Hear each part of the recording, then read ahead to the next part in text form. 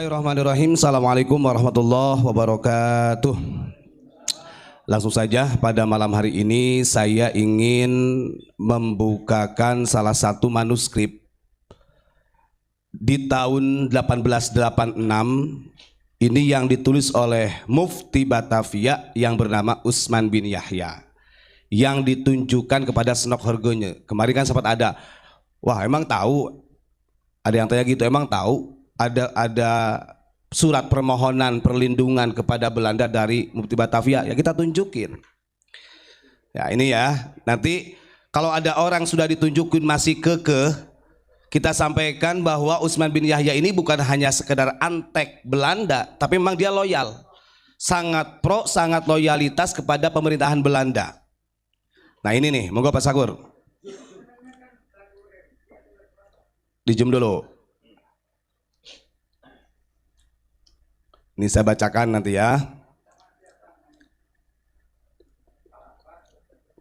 Sudah? Bismillahirrahmanirrahim. Surat ini ditulis oleh Mufti Batavia Usman bin Yahya yang ditunjukkan langsung ke Senok Hargonje, yang ditunjukkan kepada pemerintah Belanda. Di sini ada namanya Betawi 30 Agustus 1886.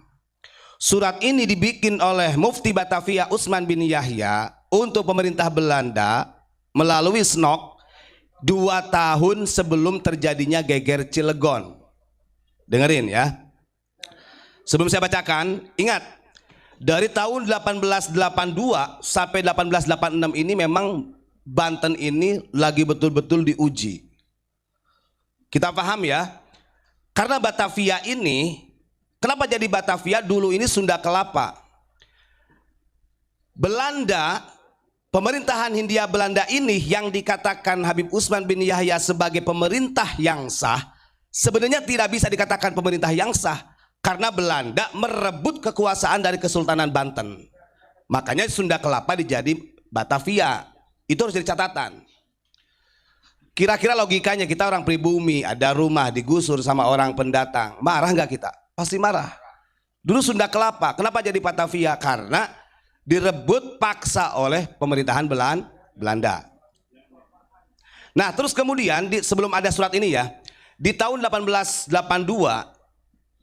sampai terjadinya Krakatau itu Pak, wilayah Banten ini kan lagi diserang penyakit pes.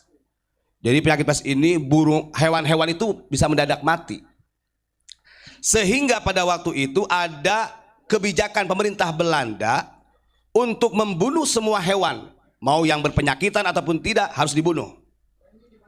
Maka kerbau itu harus dibunuh, karena kalau tidak dibunuh justru malah diancam oleh Belanda. Kan begitu. Nah terus akhirnya, sementara kalau kerbau-kerbau hewan-hewan itu dibunuh semua kan tidak ada tempat. Setelah dibunuh semua akhirnya kan malah menjadi merusak evolusi. Akhirnya penyakit ini menyebarlah kepada masyarakat. Pada waktu itu ulama-ulama kita yang ada di Banten, waktu ketika Syekh Abdul Karim Banten, pemegang ekstafet Thariqah Qadiriyah Naqsabandiyah menjadi khalifah pertama, dia pulang ke Tanara, ke Banten, dia sengaja mengumpulkan masyarakat termasuk santri-santrinya yang memang sengaja untuk melawan pemerintah Belanda. Kan begitu. Sebenarnya dari mulai tahun 1882 sampai 1886 itu sudah sering jadi kontak fisik. Bahkan kalau secara kekuatan nggak ada apa-apanya, mereka kalah.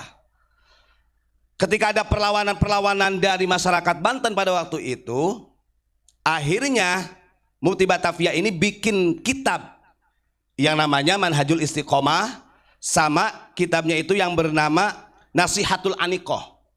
Yang di situ kitab yang ditulis oleh Mufti Batavia ini menjelaskan bahwa masyarakat Banten, kaum petani, kiai-kiai, ulama-ulama thariqah itu sebagai pemberontak, sebagai gurur, makar melawan pemerintah yang sah. Kan nggak logis. Justru Belanda ini mengambil paksa dari Kesultanan Banten, karena dulu Kesultanan Banten luasnya itu Banten, Jakarta, Bogor, itu Kesultanan Banten tuh. Makanya kalau sekarang di Bogor banyak Habib ya jangan aneh, karena kekuasaan Kesultanan Banten dulu. Nah terus kemudian ketika ada fatwa dari kitab Manhajul Istiqomah, nanti ditulis di sini, sama Nasihatul Atiqah, ternyata Mufti Batavia Utsman bin Yahya sudah ditegur oleh Syekh Nawawi Banten dan Syekh Junaid Betawi. Ini ada. Ketika dapat teguran dari Syekh Nawawi melalui kiriman surat dari Mekah oleh Syekh Nawawi dan Syekh Junaid Betawi, ketar-ketir Mufti Batavia, nervous dia. Makanya dia akhirnya sembunyi-sembunyi mengirim surat ini di tahun 1886 kepada pemerintahan Belanda melalui Senok. Saya bacakan. Nah, itu kronologi singkatnya seperti itu. Jadi si Mufti ini yang dibela-bela sampai sekarang sama Muhibinnya tuh, disanjung-sanjung, dia sangat loyal. Nih saya bacakan. Betawi 30 Agustus 1886. Alhamdulillahi wahdah, mukadimahnya tuh ya. Ini ditulis pada tanggal 30 Agustus tahun 1886. Ini sebelum terjadi geger Cilegon. Karena geger Cilegon 1888. Amma ba'du.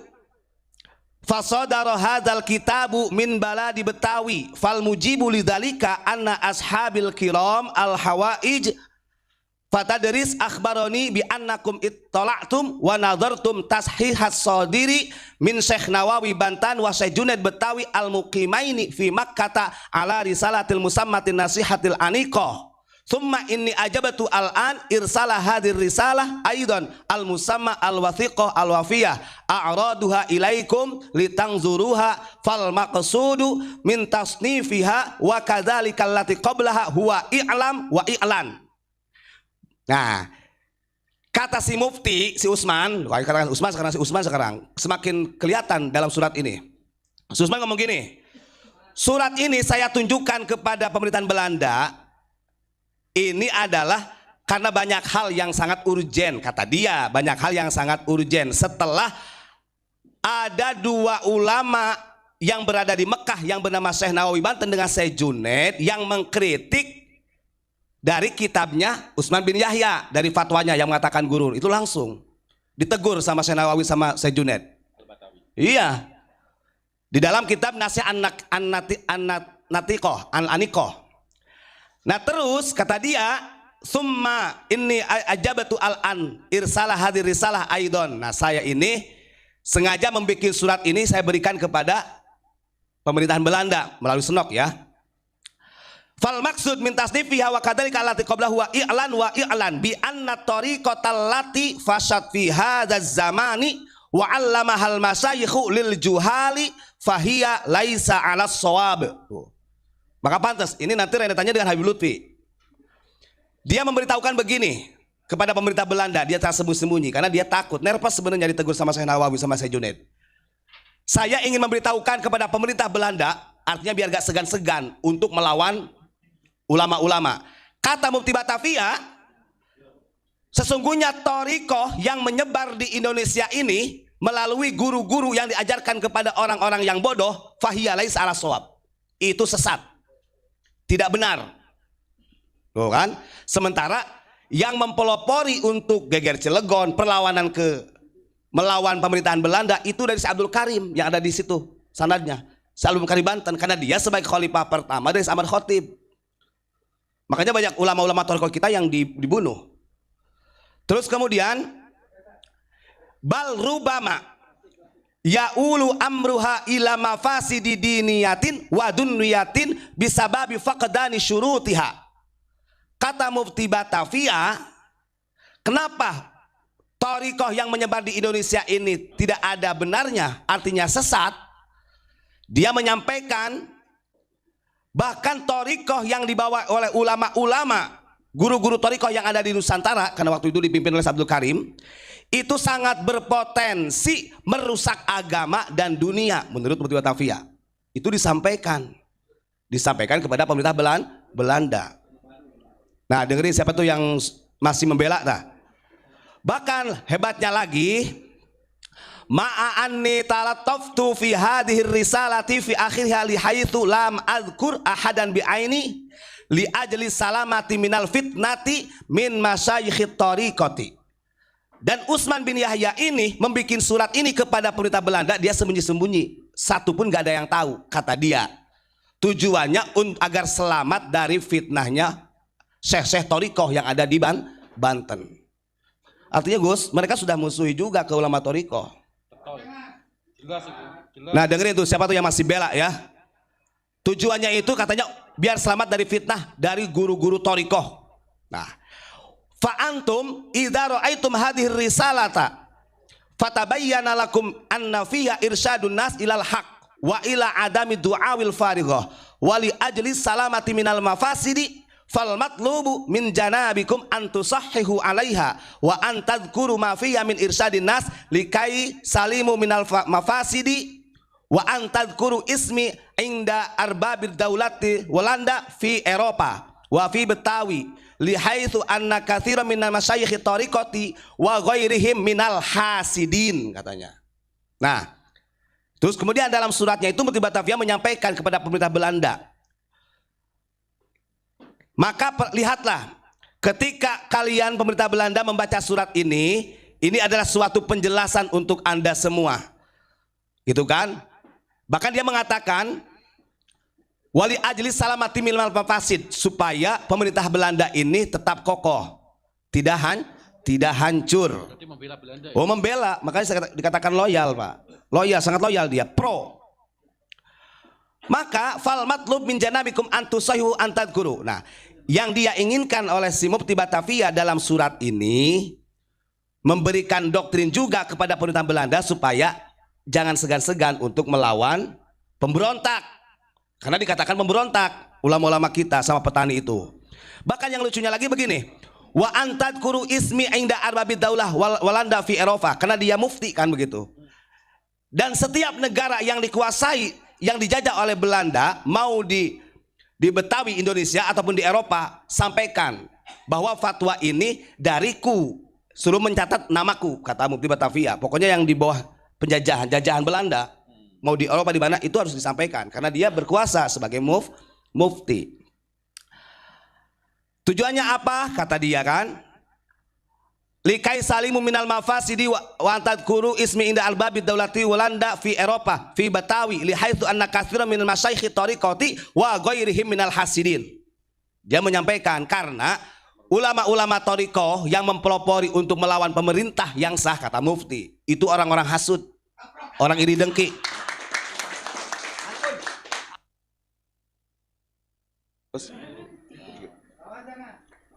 Berarti kan gini ya, kalau dia itu di dalam suratnya itu jelas memusuhi dan membunuh karakter daripada ulama-ulama Toriko Indonesia, jelas ya kan. Betul. Dan bahkan memfitnah kiai-kiai Toriko itu kan seorang wali, katanya di fitnah apa, tukang hasud.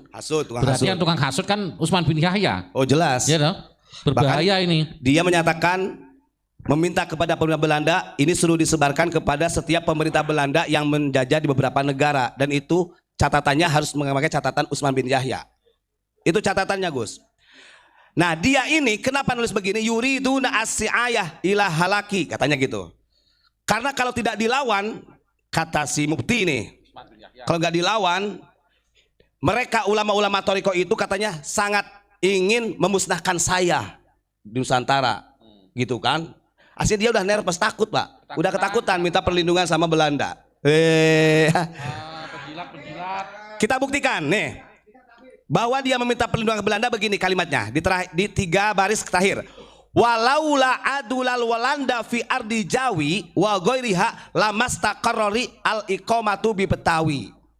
Kata Mufti Batavia ketika mengirim surat ke pemerintahan Belanda begini, karena kalau bukan karena kedaulatan, kebijakan, kekuatan dari pemerintahan Belanda, lamastaqarrali al iqamatu bi Betawi, gak mungkin saya bisa menjadi penduduk Betawi, gak mungkin saya bisa tinggal di Betawi, gitu.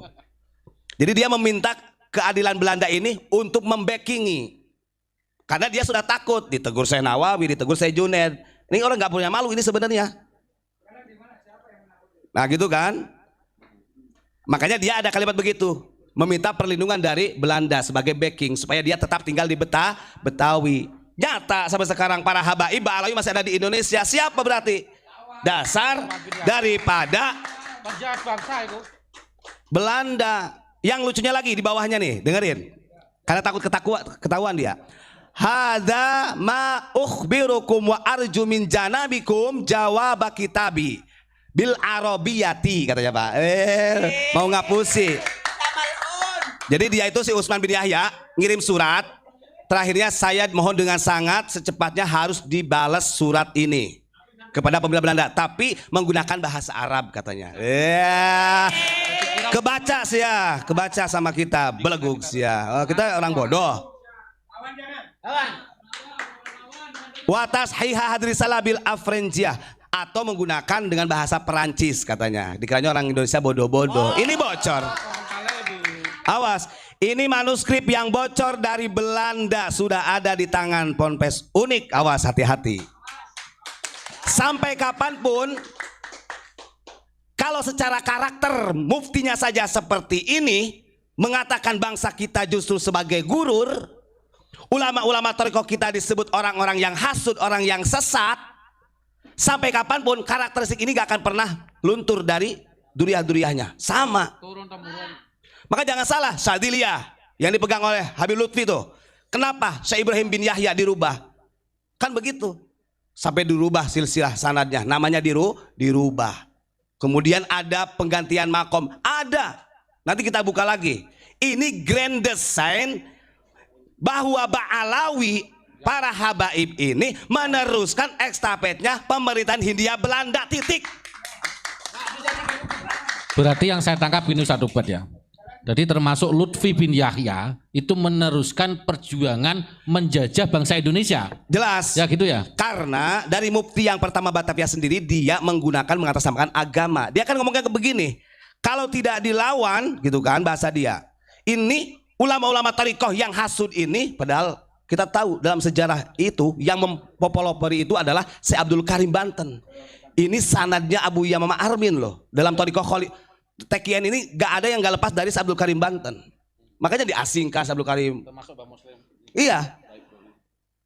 Dia mengatakan ulama thariqah kita ini sesat. Laisa bisawab. Berarti kan laisa bisawab itu tidak ada kebaikannya, bahkan minal hasidin. Nah, setelah dikirim surat ini, nih ada lanjutannya. Dengekeun sia, bahasa Bang Mujib kan begitu. Nih, catatan di dalam Geger Cilegon. Setelah si Mufti Batavia ini mengirim surat dengan sembunyi-sembunyi dan sekaligus mendoktrinlah pemerintah Belanda supaya nggak segan-segan melawan rakyat kita loh, bayangkan. Maka saya katakan mereka ini tertawa di atas tangisan Nusantara. Nih, akhirnya terjadi Geger Cilegon. Ingat, pasca Geger Cilegon di tahun 1888, ini misalnya sejarah. Kita baca. Ada 204 orang yang ditangkap dari kaum petani dan ulama. Ingat-ingat, ini di terakhirnya. Sebenarnya kalau secara kotak fisik, kan itu terjadi di bulan Juni. Tahun berapa itu? 88 ini. Nah, di akhir Juni, akhirnya mereka mengadu nih dengan Mufti Batavia. Memang ada anjuran yang harus ditangkap ini adalah ulama-ulamanya. Mereka tahu karakter ulama Nusantara, orang Nusantara ini petani semua. Kalau sama ulama kan tunduk, Pak. Maka dari petani dengan ulama-ulama yang berjuang pada waktu itu ada 204 yang ditangkap.